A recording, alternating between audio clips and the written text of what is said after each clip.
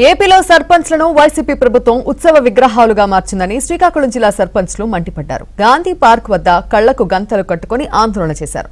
ప్రభుత్వం పంచాయతీల నిధులను దారి మళ్లించిందని వెంటనే నిధులు విడుదల చేయాలని డిమాండ్ చేశారు. సర్పంచ్ల నిరసనకు సంబంధించి మరింత సమాచారాన్ని మా ప్రతినిధి రమేష్ అందిస్తారు. ఆంధ్రప్రదేశ్లో పంచాయతీరాజ్ వ్యవస్థను నిర్వీర్యం చేసినటువంటి రాష్ట్ర ప్రభుత్వ నిరంకుశ వైఖరిని ఖండిస్తూ ఏపీ పంచాయతీరాజ్ ఛాంబర్ అదేవిధంగా సర్పంచుల సంఘం నేతృత్వంలో వినూత్న నిరసన చేపట్టారు. ప్రధానంగా శ్రీకాకుళం గాంధీ పార్క్ దగ్గర నల్ల బ్యాడ్జీలు కళ్ళకు కట్టుకుని వినూత్న రీతిలో నిరసన చేపట్టినటువంటి పరిస్థితి కనబడుతుంది. ఈ నేపథ్యంలో మనతో మాట్లాడడానికి సర్పంచుల సంఘం నేతలు ఉన్నారు. మాట్లాడించే ప్రయత్నం చేద్దాం. ఈ భారతదేశంలో ఏ రాష్ట్రంలో కూడా జరగనటువంటి సంఘటనలు ఆంధ్రప్రదేశ్ రాష్ట్రంలో జరుగుతున్నాయి. దానికి ఉదాహరణ ఏంటంటే ఈరోజు కేంద్ర ప్రభుత్వం గ్రామ పంచాయతీల అభివృద్ధి కోసం, గ్రామాల్లో మౌలిక వసతులు కల్పించడం కోసం, గ్రామాల్లో పారిశుధ్య లోపాలు తీర్చిదిద్దడం కోసం, గ్రామాల్లో వీధి లైట్లు, వీధి దీపాలు వేయడం కోసం, అలాగే గ్రామీణ ప్రజలకు మంచినీటి కుళాయిలు, త్రాగడానికి నీరు ఇవ్వడం కోసం కనీస మౌలిక సదుపాయాలు కల్పించడంలో రాష్ట్ర ప్రభుత్వం పూర్తిగా విఫలమైంది. గ్రామ పంచాయతీలకి డైరెక్ట్గా కేంద్ర ప్రభుత్వం రాజ్యాంగపరంగా ఇచ్చినటువంటి నిధుల్ని గ్రామాల్లో మౌలిక వసతులకు వాడాలి. ఆ వస్తున్నటువంటి నిధుల్ని రాష్ట్ర ప్రభుత్వం గ్రామాల అభివృద్ధి చేయలేదు సరికదా, కేంద్ర ప్రభుత్వం ఇచ్చినటువంటి నిధుల్ని దాదాపుగా 8,660 కోట్లు ఈ ఆంధ్రప్రదేశ్ రాష్ట్రంలో గల 3,50,00,000 మంది గ్రామీణ ప్రజలు వాళ్ళ మౌలిక సదుపాయాలు, మౌలిక వసతుల కల్పన కోసం ఇచ్చినటువంటి కేంద్ర ప్రభుత్వం నిధుల్ని రాత్రికి రాత్రి ఈరోజు రాష్ట్ర ప్రభుత్వం దోచేసినటువంటి ఘటన ఆంధ్రప్రదేశ్ రాష్ట్రంలో ఉంది.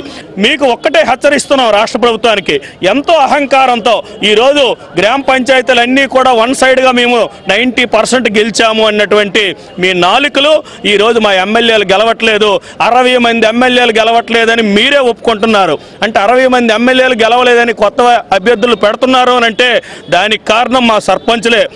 మా సర్పంచులకు ఇచ్చినటువంటి నిధులను మీరు కాజేయడంతో గ్రామాల్లో నిరసన సెగలు వేడెక్కాయి. ప్రతి ఎమ్మెల్యేని వెంటాడుతున్నాయి, ప్రతి ఎమ్మెల్యే అభ్యర్థిని కూడా వెంబడిస్తున్నాయి. మీరు గ్రామాల్లో మౌలిక వసతులు కల్పించలేదు సరికదా, కేంద్ర ప్రభుత్వం ఇచ్చినటువంటి నిధులను మీరు దోచేశారని గ్రామీణ వాతావరణంలో ఉన్నటువంటి ప్రజలు ఈరోజు తిరగబడుతున్నారు. అందులో భాగంగానే మీరు ఈరోజు భయపడి ఆల్రెడీ మీరు ఓడిపోయినటువంటి పరిస్థితులు మీరే చెప్పుకున్నటువంటి సంఘటనలు ఈరోజు ఆంధ్రప్రదేశ్ రాష్ట్రంలో ఉన్నాయి. కనుక భవిష్యత్తులో మీరు మా నిధుల్ని మాకు ఇచ్చి, ఇప్పటికైనా సమయం మించిపోయింది లేదు, 100-80-90% మంది వైఎస్ఆర్సీపీ మద్దతుదారులే ఉన్నారు. వారందరూ కూడా ఇప్పటికే తిరుగుబాటు ప్రారంభించారు. ఈ కొద్ది రోజుల్లోనైనా మా నిధులు మాకు ఇచ్చి గ్రామీణ వాతావరణాన్ని, గ్రామీణ ప్రజలకు మౌలిక వసతులు కల్పించారా? సరే లేదనుకుంటే మీకు డిపాజిట్లు కూడా దక్కవు గ్రామాల్లో. దానికి మా సర్పంచులందరము కంకణం కట్టుకొని మిమ్మల్ని వాడిస్తామని ఈ ముఖ్యమంత్రి గారికి వేదిక ద్వారా హెచ్చరిస్తున్నాం. మాకు సమాంతరంగా ఏదైతే సచివాలయ వ్యవస్థ, వాలంటీర్ వ్యవస్థను పెట్టారో అది కూడా సర్పంచ్ కంట్రోల్కి రావాలి. అలాగే మాకు ఇవ్వాల్సిన నిధులన్నీ వెనక్కి ఇవ్వాలి.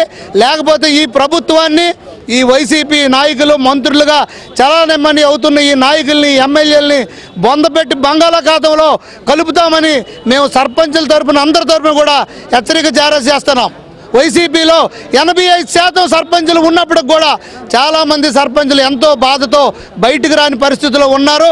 వాళ్ళందరూ కూడా ఎలక్షన్లో తగిన బుద్ధి చెప్తారని కూడా మేము తెలియజేస్తున్నాం.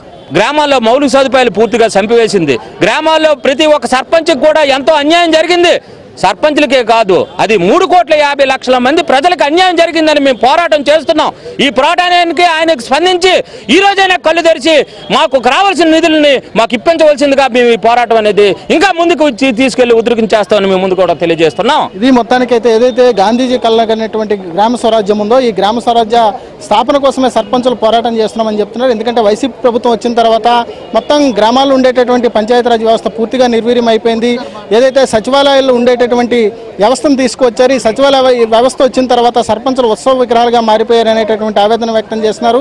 రాష్ట్ర ప్రభుత్వం ఎప్పటికైనా స్పందించి వెంటనే తమకు రావాల్సినటువంటి నిధులను, విధులను తమకు అప్పగించాలి. అదేవిధంగా పూర్వవైభవం, ఏదైతే పంచాయతీలకు పూర్వవైభవం ఉండేదో దాన్ని తీసుకురావాలనేటటువంటి డిమాండ్ను సర్పంచులు చేస్తున్నటువంటి పరిస్థితి కనబడుతుంది.